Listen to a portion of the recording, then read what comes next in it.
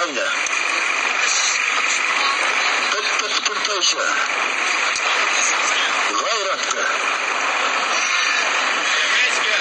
İsizini aldı. Gayrattı. İsizini hayda. İsizini hayda. İsizini kime sen inatına kıyırsan. İsizini aldı aslında. Koçu. Alın.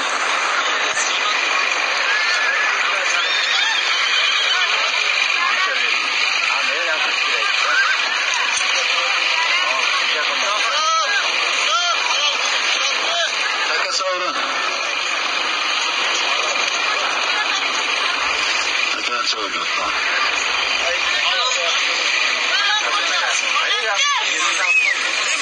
Kulumbaydan yem basmadan tufana saldım bitti pırtaydı cahan falan teyladım. Malades sayı verinler. Taydı kattası verinler.